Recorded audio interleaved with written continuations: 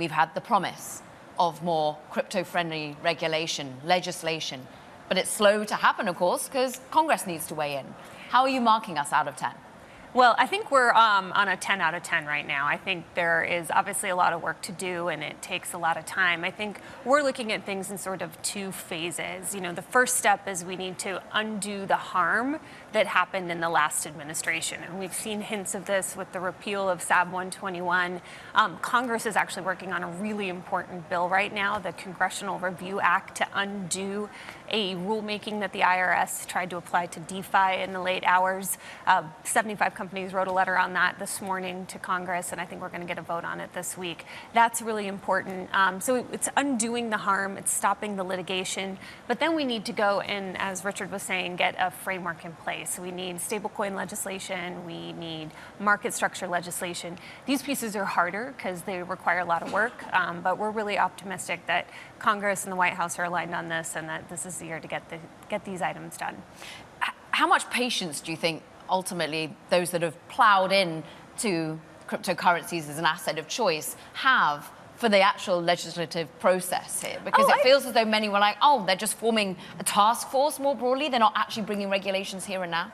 Yeah, well, I think that the task force, the presidential working group that you spoke about, is actually incredibly important. The SEC also has their crypto task force.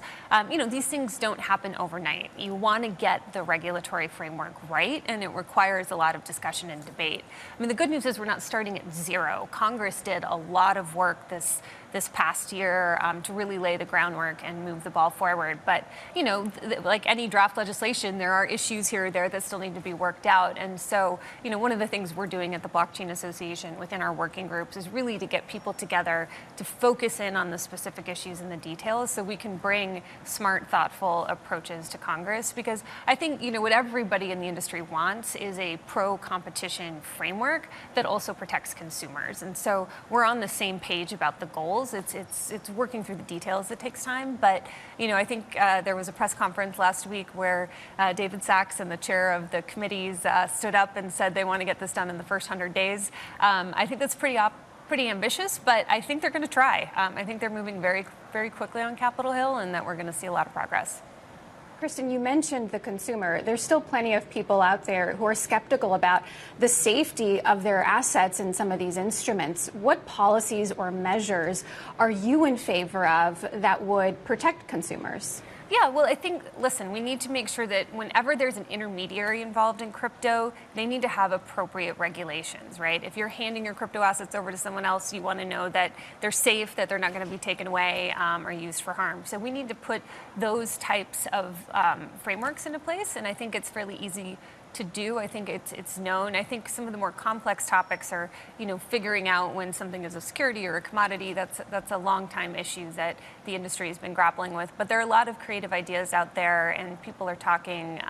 But yeah, we want to make sure that consumers have confidence in using this. I mean, you know, the irony is it's actually oftentimes much better in crypto. If you look at these DeFi systems that you don't have to hand your assets over to an intermediary in order to borrow or lend or trade. They're actually like a lot safer because the code is there. You can look at it. You know what's happening. So crypto is trying to improve the world for consumers. But you know that, listen, there's things that are happening. It's still very early days, and so we want to make sure we get the regulatory framework right that gives people the confidence to come into the market.